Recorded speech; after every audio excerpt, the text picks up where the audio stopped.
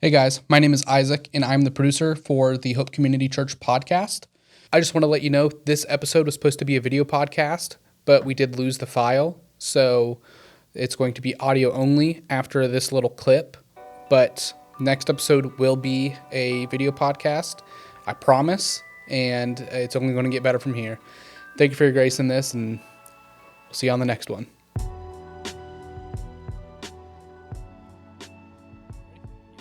All right. Hey guys, my name is Isaac. I'm here with Pastor Carson here. He's the lead pastor of our church, Hope Community Church Elyria. And this is episode 1 of our podcast. We're just going to be showcasing the staff and different elements of like building up a new church. So we're excited to get into it. First off, how was your weekend? Oh, my weekend was great. We have a spot in Annies, Kentucky. It's like an hour south of like Ashland. And so we go down there July 4th, Memorial Day, Labor Day, and ride four-wheelers. And so we're also working on a retreat center down there, an old church that we're renovating and putting bedrooms in. And so I think we had 15 people down there. Yeah, down there. So, yeah, and about eight or nine side-by-sides. And so we were just, rolling through the mountains, finding new trails, and finally got hot water, so we can have showers whenever we want them now. Heck yeah. We had to get creative before. We have a well. The other spot we stay is a well, and it'll, we got there and the creek was dry, so the water was out, and so luckily we had all that stuff figured out at the other spot. So, yeah, an amazing, blew up a lot of fireworks. And absolutely. Yeah, so can't complain. Awesome. Sounds like you had a lot more interesting weekend than I did. I stayed home and was just hanging out with Maddie, so it was great. But let's dive in. So tell me a little bit about yourself, like family and things like that. Yeah. So I turned 40 this year. Awesome. The big 4-0. The big 4-0. Been married since 2013 to Ashley, and then we have three kids. One is 17.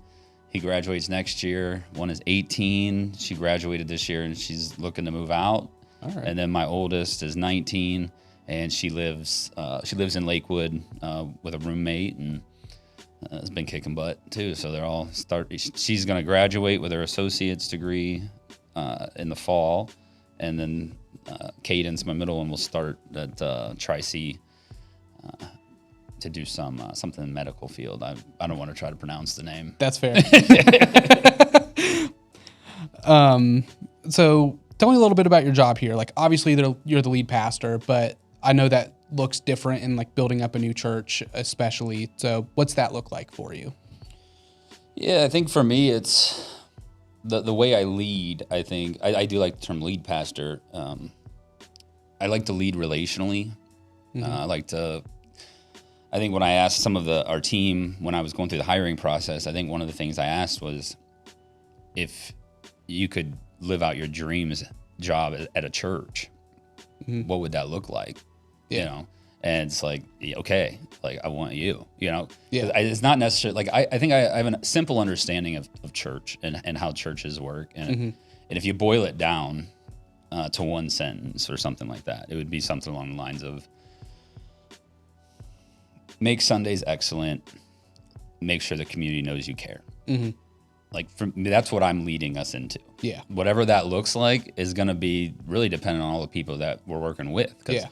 I just think people are much more likely to build their dream and be passionate about it and be fired up about it if it's theirs.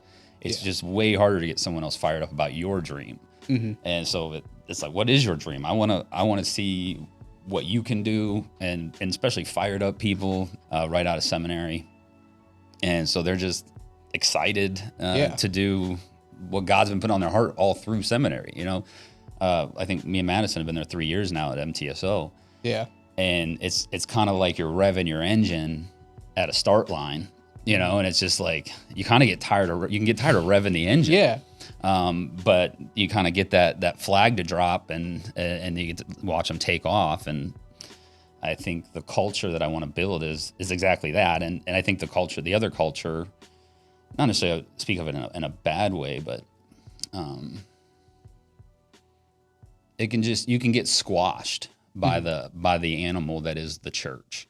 Yeah. And so that's part of my role, I think, as a lead pastor, is to make sure that's not happening to them. Yeah. Right. Like, you can squash on me, right? But Yeah. we're going to let these people do the job that we hired them to do. Yeah, kind of that you're the shield, the advocate for the staff. Yeah. Like, not necessarily the more so like a delegating kind of role, not as much like doing absolutely everything like at a tiny church, but like protecting the staff from backlash, things like that, and like leading the way into battle. Yeah, you have to know. What is it? I don't know what you have to know. I was going to say something, but I forgot what it was. It was going to be good. That's fair. If we remember it, we can throw it back in. Shifting gears a little bit, what kind of stuff is it that you like to do in your spare time? So, I like Clash of Clans. Big Clash. That's my I turn a YouTube video on. I like Wes Huff. These are those words I'm not going to pronounce right. But he basically studies ancient manuscript and scribal handwritings. So he can compare, what scribes were writing when you're looking back at the ancient documents of the Bible. Oh, that's cool. And I just nerd out and play Candy Crush. I did like Population 1. I like to do that in my free time for a while. But in the summertime, I got to be outside. So yeah. Right now, if I'm home, you're going to find me on the back patio, on my iPad or my laptop. That's a lot of that. Like I said, four-wheeling, going up in the mountains. I love all of that stuff. All right. I can get easily addicted to video games. Yeah. I have to really stay away from the long games. Yeah. The Final Fantasies. I would play those, and I will play them, and I will beat them, and I will get every extra, every side quest, you know what I mean? Like, it's just too much for me. Then no one will eat, and no one will know. I'll be up till 3 a.m. I like Magic the Gathering. Dude. I do like to play Magic the Gathering. Just been playing online lately, just because it's like, for one, it's faster. Oh, yeah. Because, you're not shuffling. You're not wondering what this card can and can't do. You're not arguing about rules. So it's a little bit easier online. But owning your own card, I got my own decks that, that I would love to play again against somebody. Dude, but Maddie and I are into it. You guys play Magic? Yeah, my dad got me back into it when I was 13. Should do a Magic podcast, just play. Dude, yeah. Let's run it. Scrap it all. Sorry, did you have more? I shoot pool. I've been shooting pool with Lana and myself. Lana's my oldest. Like 4 years ago, so she was like probably a junior in high school. I started just taking her out, because one of my things as a parent was like, these kids are getting older, and I want to create something that we can do together as adults. Yeah. And so for me, it just was natural for pool. And so I started taking my daughter out once a week to different places to shoot pool in Lakewood. Right. And then that year she got into it. And so I bought a table and put one in the basement. And so when she graduated, I was like, well, now I got a table, play by myself. So Parker started picking it up. And so me and Parker have been playing for about 1.5 years now. And all right. So yeah, I love to shoot pool. Awesome. Yeah. It's about like me and ping pong. I love that. Oh, I'll play some ping pong. I do love ping pong. Yeah, I will get destroyed every time. Okay. I love it. Me and Parker have been picking up pickleball. Pickleball? Yeah. Yeah. And I like beach volley. I like volleyball. Really, if it's a good time, I'm in. You're there for the hangs. I'd probably play soccer if you asked me, and I don't know any of the rules. Love to hear it. Just tell me, I'll stand in the goal. So why is it that we're here? Like, not in some big cosmic or theological sense, but like, why is Hope Community Church here and starting up? Yeah. It's been interesting. What I told the congregation, because we just last week approved the name change from First United Methodist Church to Hope Community Church a United Methodist community. Yeah. There was a time, we can get into this to another podcast, it'll be a whole podcast, but there was a time when I didn't think I was ever going to do this again. And so I rolled into a United Methodist church and just kind of fell in love with them. And just my goal when I was visiting that church, and I don't know if you have a timeline on this or how long I can go, but if I'm just, let it rip. All right. So we started attending, and we decided that this is the first time we've attended church as a couple, like, and been invested, like, because I'd been pastoring and we had taken a little break. And so we wanted to come in there and just be the people that we wish we had when we were pastors. Yeah. And so we literally would just take the pastors out for dinner, or I would prayer walk by their house, trying not to be a creep. Yeah. Just like, I got my dog and I was just, because we were within a few blocks, lived in a few blocks of the pastors. And so we would walk their house and pray. And then when I found out that there was a chance I could get back into ministry and I started seminary, God was just putting hope on my heart. And I was telling the congregation, you can go back in some of my files and documents and you'll see hope on the files. In fact, I had to convince my AI to stop using the name Hope when I got here because it kept showing. He would sneak it into everything. You know what I mean? Yeah. It, not he. Sneak it into everything. So it's just, so hope has been the and it's not like I'm hoping for something, right? It's the idea that I think what people need is hope. Yeah. And so I knew that I wanted to come back to Lorain County and start something new for the last 2.5 years. So it was just a matter of praying and prepping and getting ready to do something. I didn't know what it was going to be. I knew it would be a church, but I didn't know what it would look like or how long it would take me to raise funds and do all those things. And then Brad Aycock, who's like the kind of lead church planter for the United Methodist Church in Ohio, he had contacted me and said, "Hey, do you want to do something new?" And I said, "Yeah, I'm looking at, Sheffield area, something like that." He goes, "What about Elyria?" And I go, "Well, I was looking at Sheffield." Yeah. I like Sheffield, like kind of that space, And he goes, "How far is Elyria?" And I go, "It's like one exit from Sheffield." And he goes, "Well, there's a group of people that want to do something new, something big." And I was like, seemed like a job you couldn't pass up if you're sitting there praying, for an exit over. And, it's like, I try to tell people, it's like that old analogy of the guy who's stranded in the ocean and he's praying to God, like, save me, rescue me. And like the tugboat comes by and the guy goes, "No, don't worry about it. God's going to save me," and tells the tugboat to keep going. You know what I mean? I didn't want to be that guy. Or it's like, it wasn't exactly what I had envisioned, but it was pretty close. Yeah. I mean, pretty close. So, and then not having to fundraise was obviously a big part of that. So, because, fresh church planting is, at least a year of fundraising and vision casting and stuff. So, so I just wanted to bring hope to Lorain County, and the Methodist Church works in such a way, if you're new to the Methodist Church or whatever, they have an appointment system. And so it's not like you necessarily get to go do what you want. I didn't really know that. Right. I was like, I'm going there to plant a church, Sheffield area, whatever, Lorain County. I didn't know that they could be like, well, no. Yeah. Like, we want somebody else. Yeah. Right. So it's the appointment system, it feels almost more God ordained, to some degree, because it's not me making it happen. Right. It's not this happened by the sweat of my brow or anything that I did. It's literally prevenient grace. Yeah. It's just God moving before us into a space and then calling us into that. And so that's where I'm at. I felt called to this area, and the East Ohio Conference felt I was called to this area. Yeah. And so we're gonna do church the way I think it's supposed to go. We're gonna love this community and have an excellent Sunday service.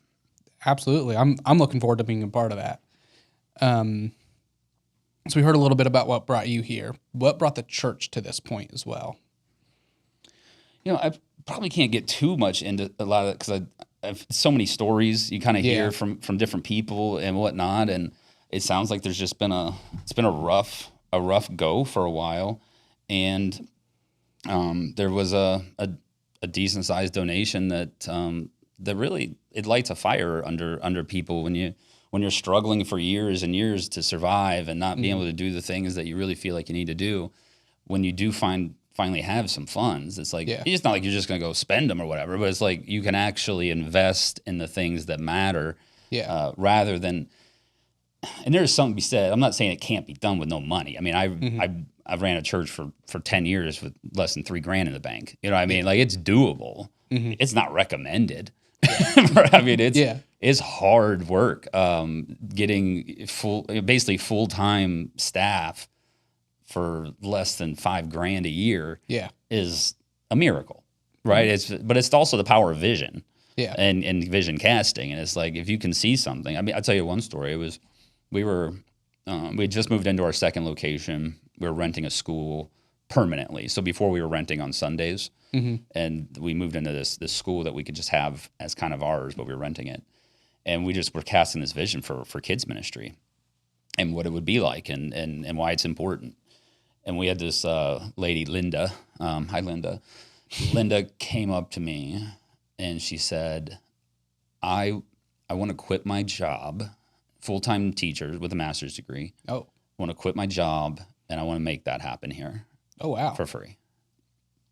Dang. That's crazy. Yeah. Right. So we ended up with a saying at our meetings: Linda gets what Linda wants. You know, because it was like, absolutely, whatever Linda wants, Linda gets. And she didn't even ask for that much. She was, oh my gosh, Linda's amazing. So, so that's, I don't know how I answered that question, but I think I got us there. Yeah.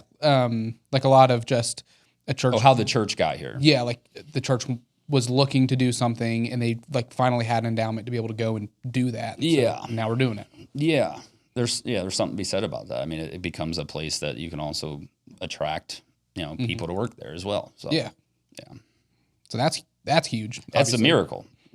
That doesn't happen to anybody. That's what I mean. This whole thing is like a miracle. Yeah.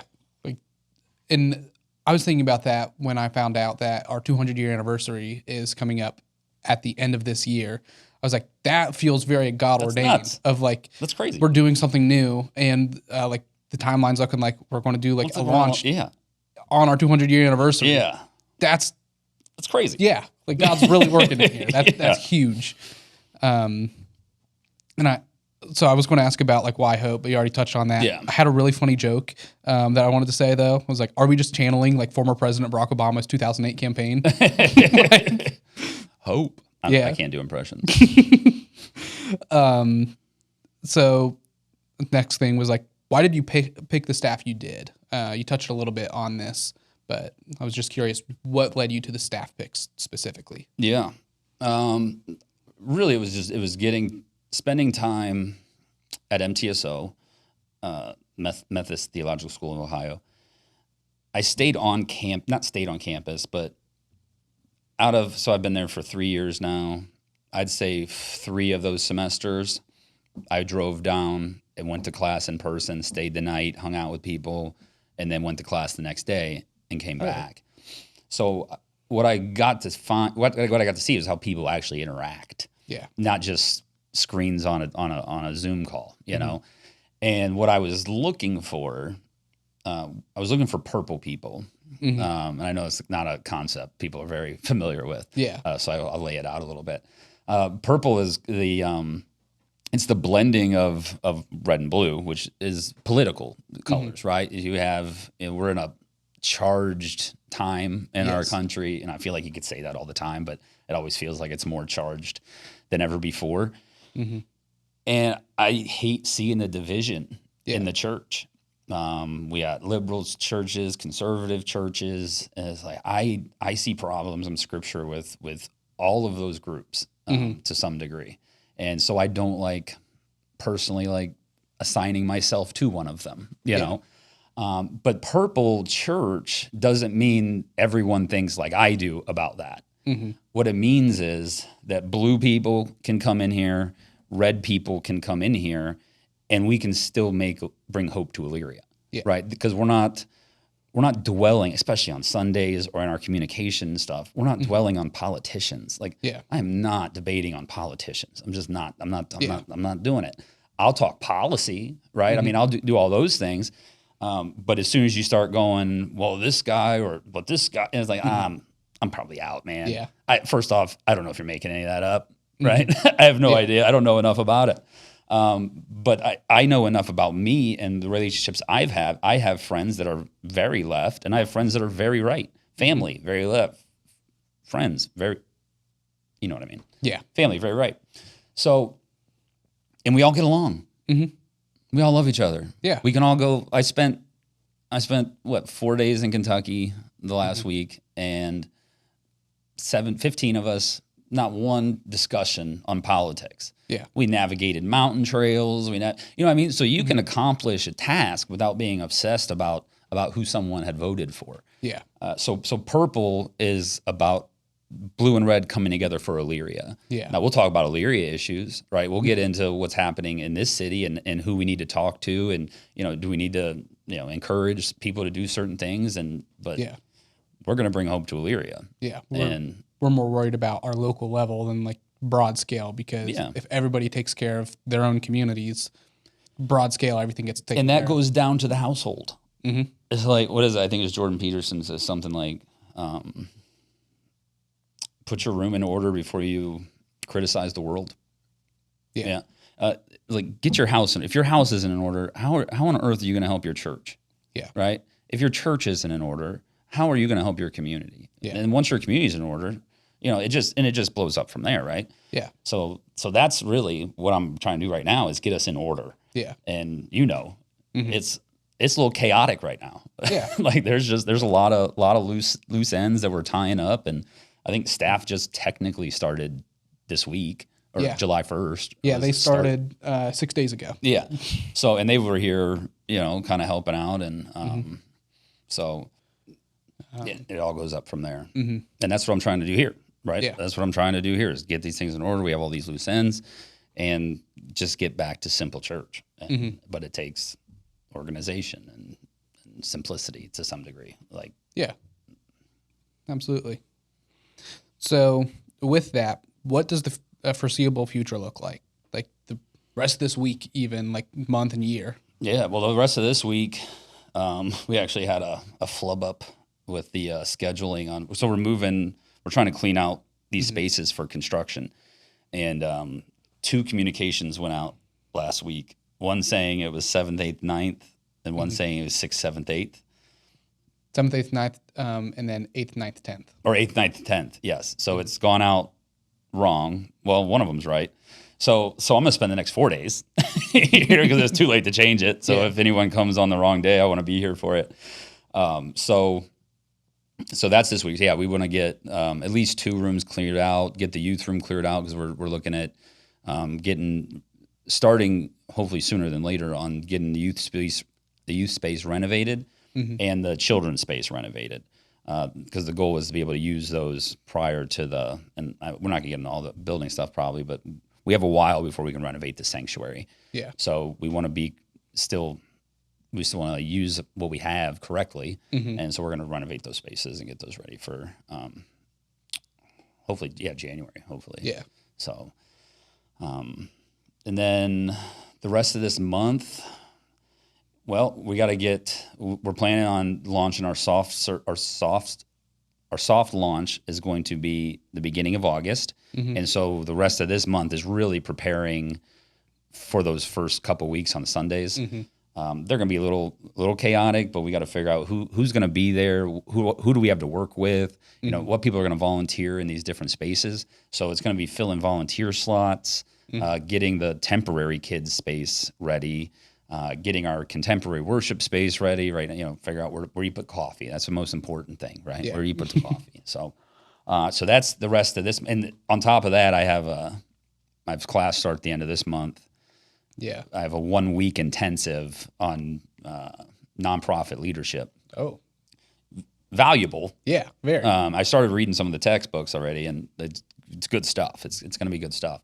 And we're going to be doing some things with nonprofits in the future and working with them. So, and then after that is the School of Congregational Development, right, in Columbus. So that's a whole week, and those things like straddle our first Sunday, and it's like we have some strategizing Yeah. to do around those 2 weeks, because it's going to be chaotic and Running a gauntlet.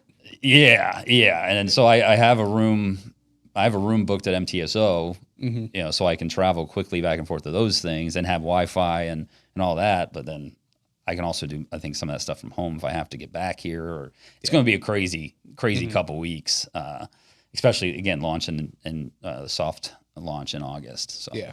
still looking for a worship leader. Still, we still have no one to sing on Sunday morning. So if you sing, yeah, and I haven't put that ad out yet. I'm gonna put an ad out hopefully soon. I just things keep getting stacked. Yeah. So yeah, 'tis the season. yeah.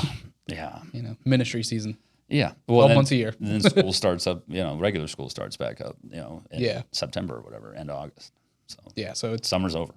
yeah. It's July. Summer's over. The year's over. Yeah. Right. It might as well be December. Yeah. No. Yeah. No. I need more months. Yeah. I need a few more months. We need to a get ready. 24-month year. Yeah. That would be sweet. We could get so much done in a year. Yeah. Everything would still take forever. Yeah. So what's the hope for end of 2026, December 31st? What do we want to have done for the church? Yeah. So my hope for January 27 would be to have our big launch, our big grand opening. Like you said, 200-year anniversary. So that means what we're going to be doing up until then is working all the bugs out. Yeah. Right. So we're going to have, and when I planted Great Lakes, and so I did it with my ex-father-in-law. So he did a lot of kind of the organizing up front. But when I got there, we had about 3 months before launch. So it's about the same amount of time. We're looking at August, a little longer than that. And so the focus there is, again, going back to letting the community know you care and having an excellent Sunday. It's working the bugs out of Sunday and being more involved in the community. I mean, it's a simple strategy. The book would be 3 pages long. You know what I mean? But it's just a pamphlet. Yeah. It's not complicated. It's just hard. Yeah. It's a lot of work. Yeah, well, it's a lot of moving parts. It's a lot of personalities. Yeah. Got it. And we haven't even got into musicians yet. Yeah. That's a whole other. Musicians, they got their own vibe. So yeah, that's going to be fun. Keeping a band together has probably been my hardest job in 20 years of doing this. Yeah. Just consistently having great worship sound and vocals is I'll get pockets, but then it's one person misses, it calls off, and it's this drops significantly, right? When you're missing that. So, and that goes back to Great Lakes when I was there, some same issues, it's not easy to walk up to somebody after a service or the next week on a meeting and go, those vocals were rough, man. Yeah. We can't sing that song anymore. It's I have to do that. Yeah. Because who else is? Yeah. Nobody. Right. But if you're going Excellent Sunday, and there, people could argue with me about that, and it should all be just volunteers, and just whatever you have is what you have. And it's I don't know. I disagree. Yeah. It's the whole thing, we're called to do everything with excellence. And I think worship and production side, churches, especially smaller churches, have a hard time justifying the resources for that. Yeah. And I think that's where a lot of that argument comes from. Right. Yeah. You're sitting there going even if I wanted to, I couldn't. Yeah. So I'm going to celebrate what we have and do the best what we have. And that's, I would say I didn't have a paid worship team at Great Lakes, but we did at Lakewood, so it's just, and it was weird for me to move to that, because it was it was out of necessity. Yeah. You got $3,000, you can't really pay everybody.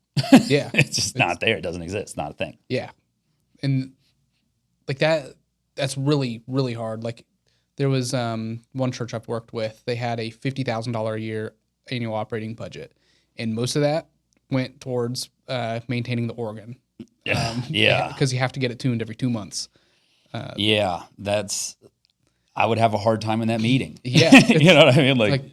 Do we need you got the organ? wrong guy. Yeah. You know what I mean? If you're looking at me trying to convince me of that, you got the wrong guy. Yeah. That's not who I am. Yeah. So, and yeah, we'll see how it goes. Yeah. Digital output.